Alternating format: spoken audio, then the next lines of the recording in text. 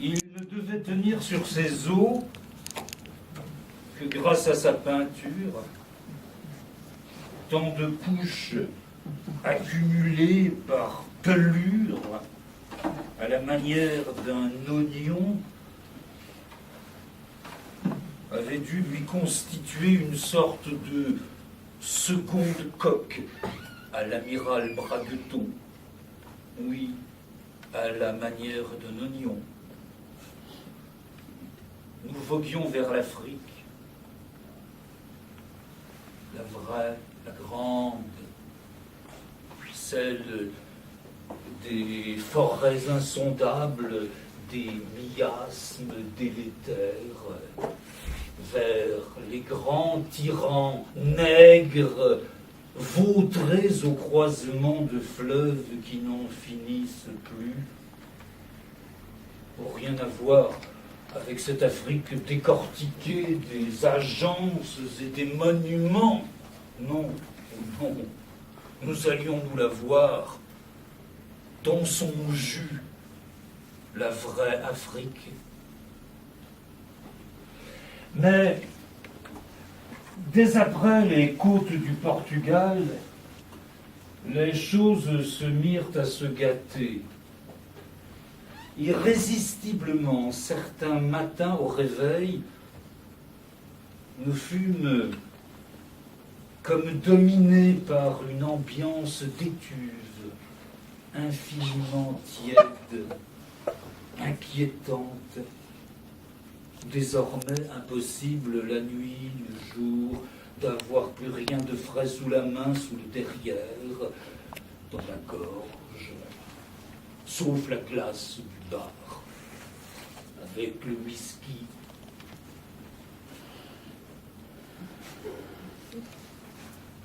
Alors un vil désespoir s'est abattu sur les passagers de l'amiral Bragueton, condamnés à ne plus s'éloigner du bar, envoûtés, rivés au ventilateur, soudés aux petits morceaux de glace, échangeant menaces après cartes et regrets en cadences incohérentes.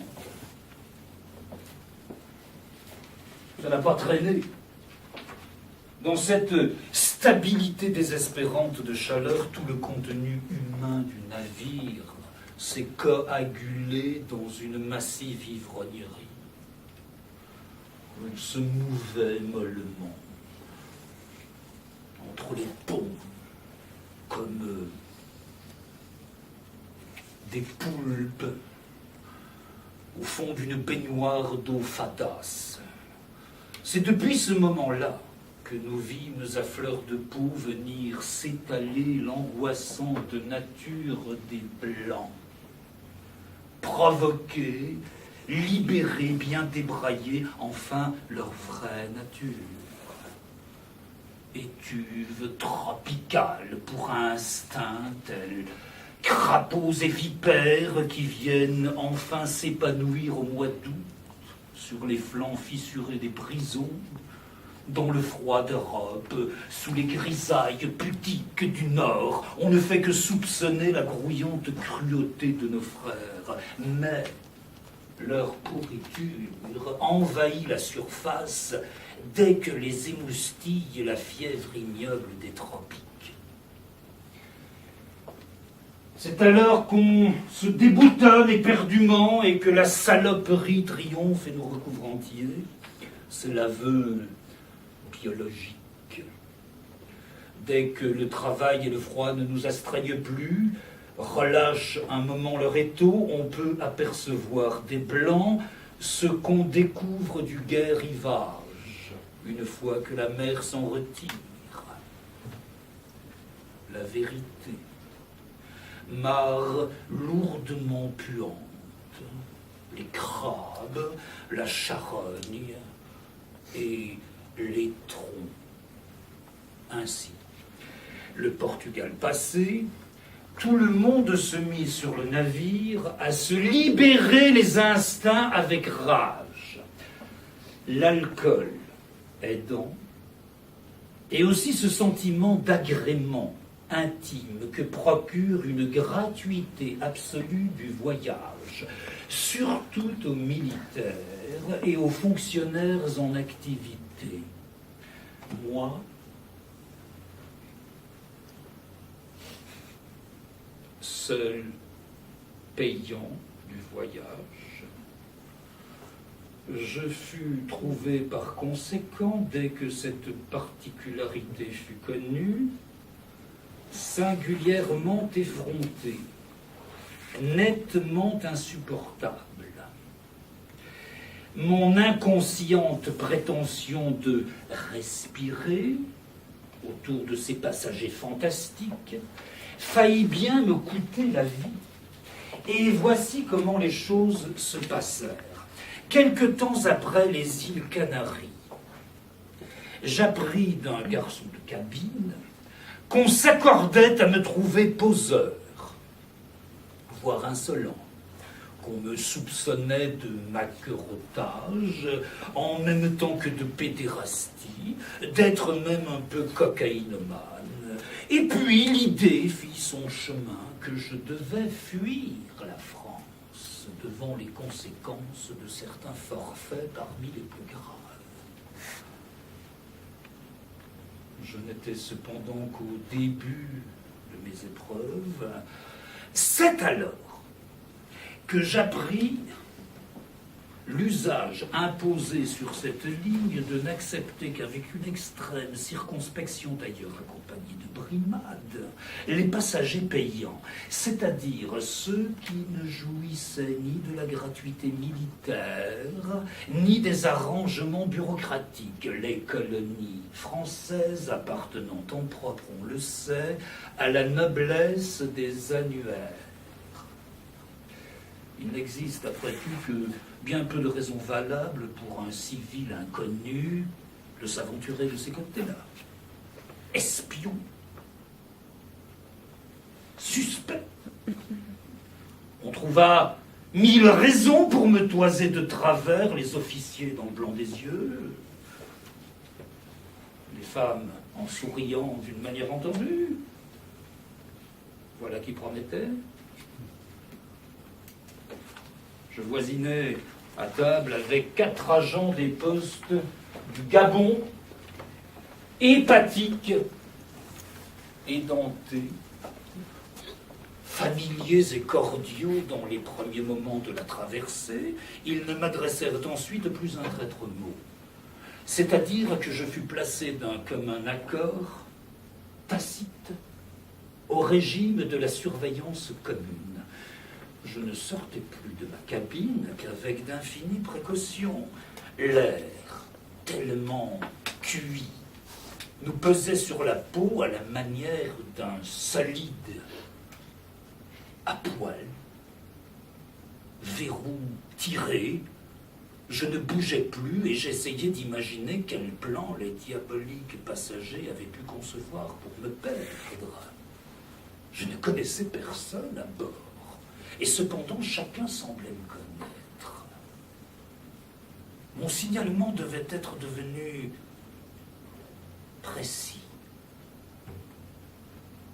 instantané dans leur esprit, comme celui du criminel célèbre qu'on publie dans les journaux.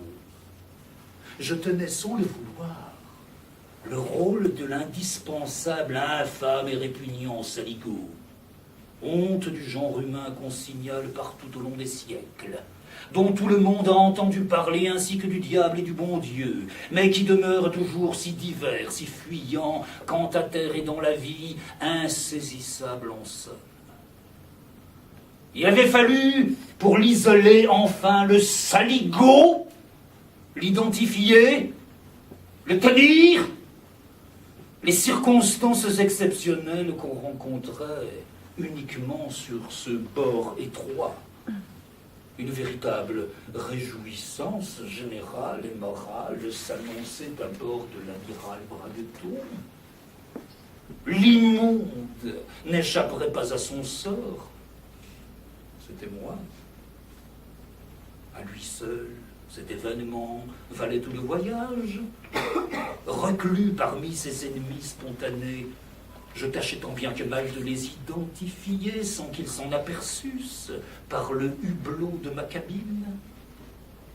Avant le petit déjeuner, prenant le frais, poilu du pubis aux sourcils et du rectum à la plante des pieds, en pyjama, transparents au soleil, ils venaient, le verre en main, rôter là. Surtout le capitaine aux yeux saillants et injectés que son foie travaillait ferme dès l'aurore. Régulièrement au réveil, il s'enquérait de mes nouvelles auprès des autres lurons, si l'on ne m'avait pas encore balancé par-dessus bord, qu'il demandait « Comment est l'avion ?» et pour faire image, en même temps, il crachait dans la mer mousseuse. Ouais. Quelle rigolade. L'amiral n'avançait guère, il se traînait plutôt. Ce n'était plus un voyage, c'était une espèce de maladie. Les membres de ce concile matinal, à les examiner de mon coin, me semblaient tous assez profondément malades. Paludéens, alcooliques, syphilitiques. Syphilitiques sans doute, oui.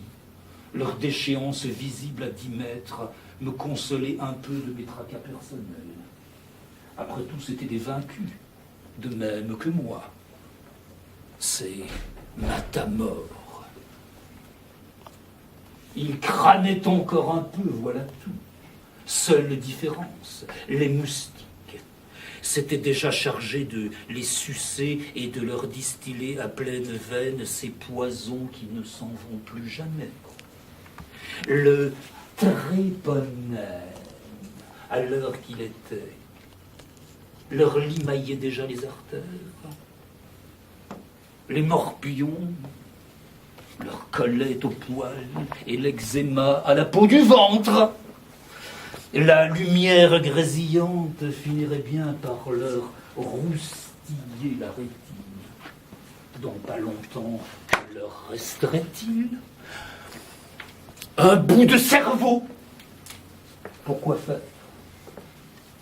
Je vous le demande, là où ils allaient. Pourquoi faire? Pour se suicider. Ça ne pouvait leur servir qu'à ça, un cerveau, là où ils allaient. On a beau dire, c'est pas drôle de vieillir dans des pays où il n'y a pas de distraction, où on est forcé de se regarder dans la glace, dont le teint verdit, devenir de plus en plus déchu, de plus en plus moche. On va vite à pourrir dans les verdures, surtout quand il fait chaud atrocement. Le Nord, au moins, ça vous conserve les viandes. Ils sont pâles une fois pour toutes, les gens du Nord.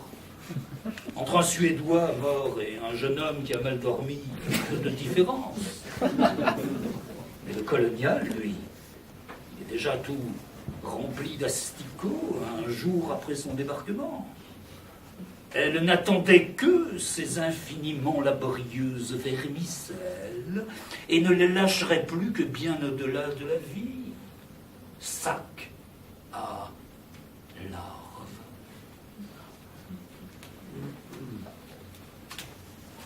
Nous en avions encore pour 3 jours de mer avant de faire escale devant la Bragamance, première terre promise.